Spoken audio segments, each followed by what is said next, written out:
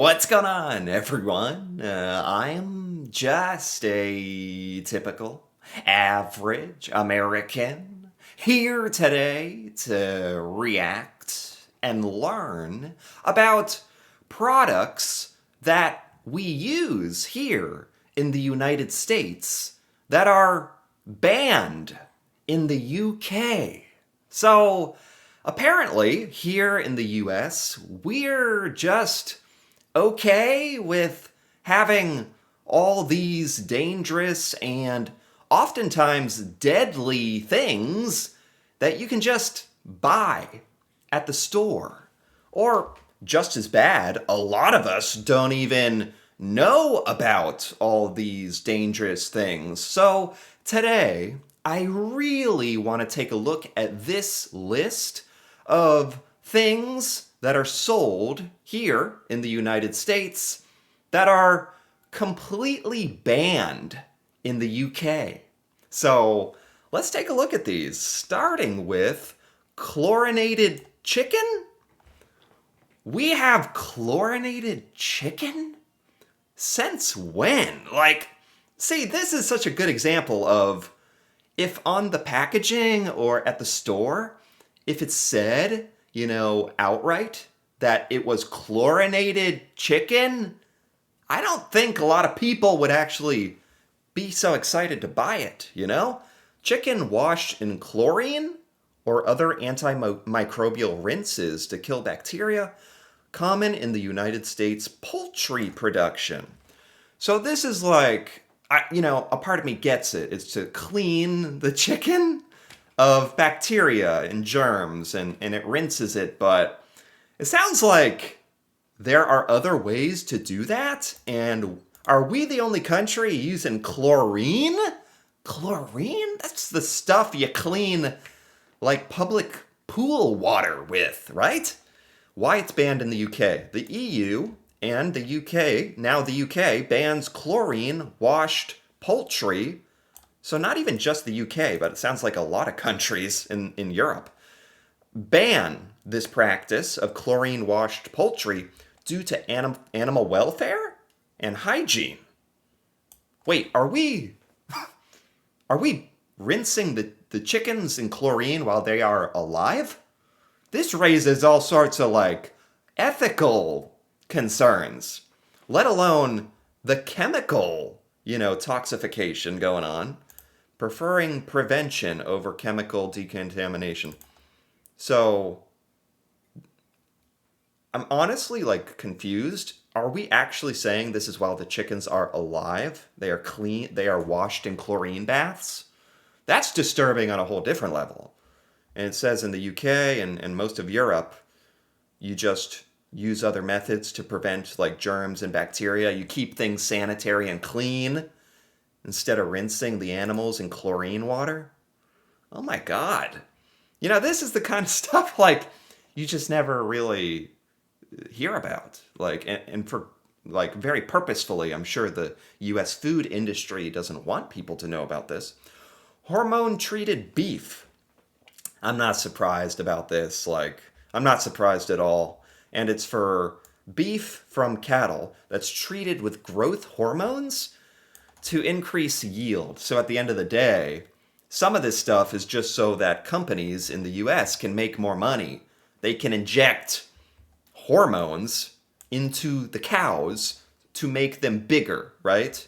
Yeah, to increase yield, aka make the cows bigger, more muscular, fatter, and have more meat. Why this is banned in the UK. The use of growth hormones in livestock is prohibited due to potential health risks and food safety concerns. Any safety concern that the UK has should be just as valid a concern here in the United States, So there's all this health risks and safety concerns that exist. And the UK acknowledges you guys have banned hormone-treated beef, according to this. And here in the US, we just don't care. And part of me isn't surprised, like I said, because it's about money. What's it matter, the health of the US population, when the beef company can make more money and sell and make more beef for lower cost, right? That's essentially the reasoning.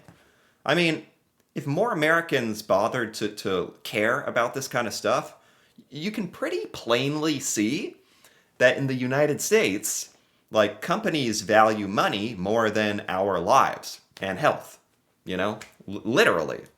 Ractopamine? Ractopamine in pork, a feed additive used to make pigs leaner and grow faster. Again, all these drugs to make animals like cleaner and bigger and have more meat. It's banned in the UK, linked to cardiovascular and behavioral health effects in animals and humans. Not approved in the UK or the EU. Oh my god, this is a part of me wants to stop. I want to go back. I want to go back to not knowing cuz it's disturbing, As an American, this is like my food supply. I eat chicken and beef and stuff, regularly. And it feels like if you want to do those things in America, it's hard to get away from all this crazy stuff. It's hard to even be healthy if you want to. As azodicarbonide, like when you can't even pronounce the chemical, it's bad for you. As azodicarbonide, azodicarbonide, I think, a chemical dough conditioner used in bread and buns to improve texture and elasticity. You gotta have the perfect texture, right? For your bread. God forbid our American bread didn't have the perfect texture. We have to trade off. What are we trading off? Unsafe due to links with respiratory sensitivity and carcinogenic byproduct. This causes cancer and respiratory failure. We need to have the perfect texture buns and elastic dough in our bread. It has to be the perfect stretchiness, and we're trading having cancer and lung problems. Now, I don't think like Americans are stupid enough to take that trade. It's really, most of us aren't even aware of it. And like I said, it's hard to get away from it. Like, are you just going to live your whole life without eating bread and buns for the rest of your life? Maybe, if you were actually concerned about your longevity and health. But, that's the really annoying thing. Like, if you just want to be a normal person in America and just eat bread, and be healthy, good luck, because a lot of it has azodicarbonide in it, apparently, when you're going to have lung sensitivity and cancer. Maybe, Even if this affects a small percentage of the population, that's insane. Like, if it affects 1% of the population, that's crazy. That's 1 out of 100 people getting cancer from bread. That's, brominated vegetable oil, an emulsifier used in citrus-flavored soft drinks. Okay, soft drinks are very popular in the United States. It's associated with bromine buildup in tissues and thyroid toxicity. It's prohibited as a food additive in the UK. It's an emulsifier. So it sounds like it's not even... what does that do? Like increase shelf life? Or I'm not exactly sure what the use of an emulsifier is in soft drinks.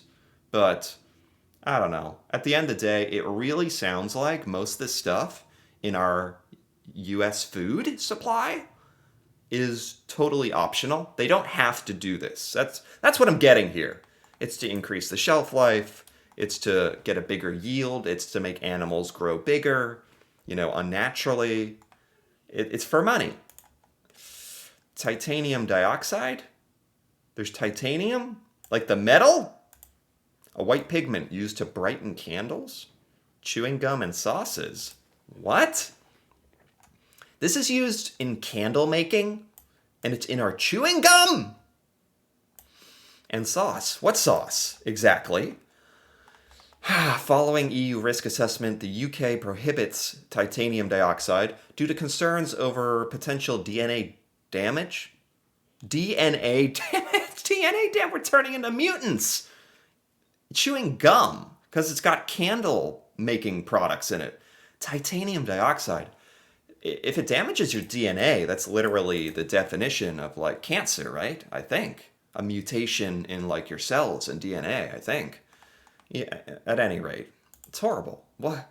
Potassium bromate, a flour improver, strengthens dough and improves rise and texture. How many weird chemicals do we have in our bread just to make it the texture 10% better or bigger or stretchier? Let's just have normal bread. Like what? Why it's banned? It's classified as a possible carcinogen, cancer causing. It's been banned since the 90s in the UK. I think it is insane that there are things that are banned in other countries like the UK that we just ignore and just consume here in the United States. I think that is absolutely insane. Artificial food dyes. I've heard of that. Yellow 5, red 40. I've heard of artificial food dye because our food's gotta be the perfect shade of yellow, right?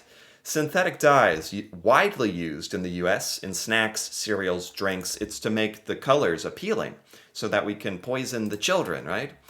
Some artificial colors require warning labels in the UK or are replaced by natural alternatives due to hyperactivity and allergy concerns in children. It literally is about children, especially cereal. I think American cereal is kind of known for being pretty crazy with the sugar and everything that's in it. The food dye, like to make the marshmallows in Lucky Charms like extra yellow, we have to pose allergy risks to our kids. Man, I think this should be. You know what's crazy? This wasn't taught to us in health class or anything that I remember. This should be like a public safety announcement. Seriously. But obviously, really powerful, rich companies would lobby against all that, I'm sure. They don't want Americans educated on this. But it's really no excuse because, like I'm doing right now, you can just go on the internet and look it up. There's no excuse not to know. Although, for a lot of Americans, it's probably more comforting not to know.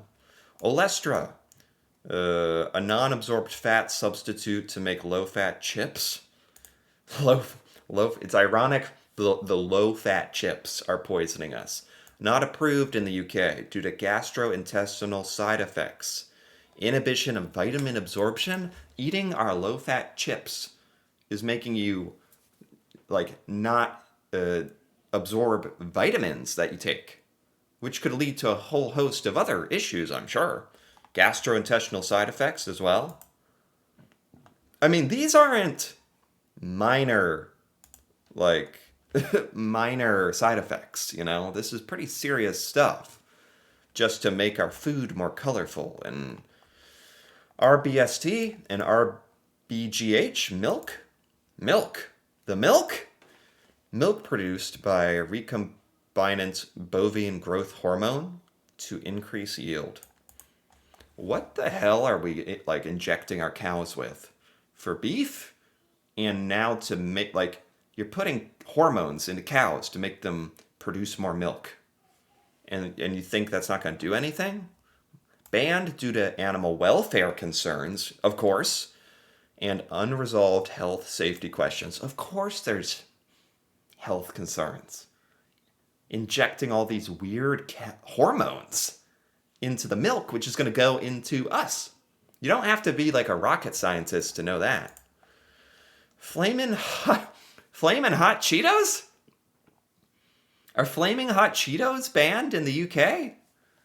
Popular spicy corn snack known for their intense red coloring and spice. This is a very popular snack in America. Not approved for sale in the UK due to artificial dye content. I mean, they're literally like bright red. They're like radioactive looking. And additive levels exceeding EU standards. Do you guys not have this? Or I know for some things in the UK, you probably just have a different formula. I think that's a common thing. Like you have some of this stuff, but it's the UK formula. Like I know Fanta, the drink, is different in Europe. Um, Juul e-cigarettes. Oh, yeah. I forgot about these. Popular vaping devices deliver nicotine. This is a e-cig through flavored pods, widely sold in the US.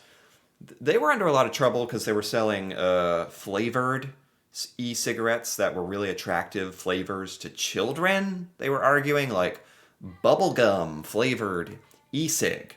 You know, young kids are obviously going to be attracted to that. In the UK, they restrict high nicotine concentrations and flavored vapes under the tobacco-related regulations. So, sounds like this is just a lot more regulated in the UK. I'm sure you guys have e-cigarettes, right? That's impressive if you don't. I don't know.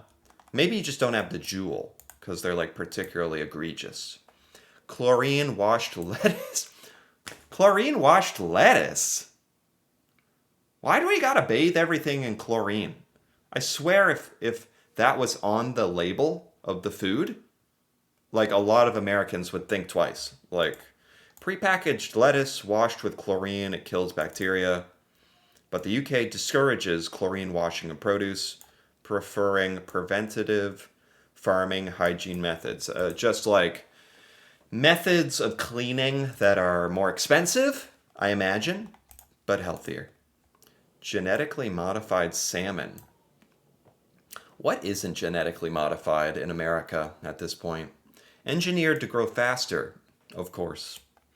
The sale of genetically modified salmon has not been authorized in the UK. Environmental impact studies say it's because it's unknown.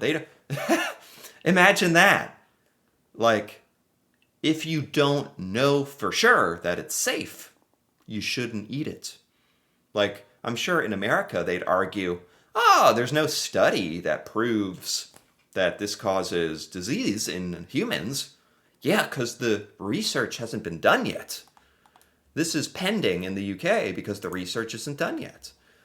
Bleached flour, white flour treated with benzoyl peroxide for color uniformity. Like just making the bread a uniform. Like, why does our bread have to be... Are we this picky? It has to be the perfect color and the perfect texture and the perfect stretch and the... So we have to put all these chemicals in the bread that are killing us so that the bread is perfect. That's crazy. The UK prohibits chemical bleaching agents in flour. That's the most obvious. Like, you're bleaching flour. High chlorine drinking water. Yeah. Where I live, like, I don't drink the tap water out of the faucet. The water, like, that comes out of the faucet tastes like crap. It's horrible. It tastes terrible. And I believe it's because of I thought it was because of the fluorine, but it's got chlorine as well. UK water regulates, it limits chlorine. So maybe a little bit is okay, like a very, very trace amount. But in America, a lot of the tap water tastes horrible.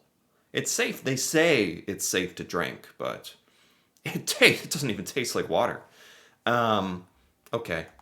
And with that, that's it. My God, this was disturbing. But again, as disturbing as it is, I think it's worse to not be aware. I've known that in the United States, we put a lot of weird stuff in our food for like keeping stuff fresh and all these preservatives but I've never like seen it in this level of detail, talking about specific products.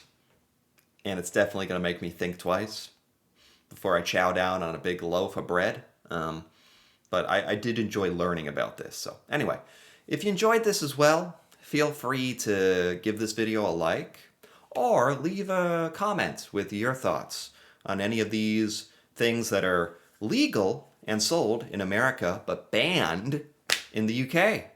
And if you're interested in more videos like this, feel free to subscribe for more. And until then, thanks for watching, and see you next time.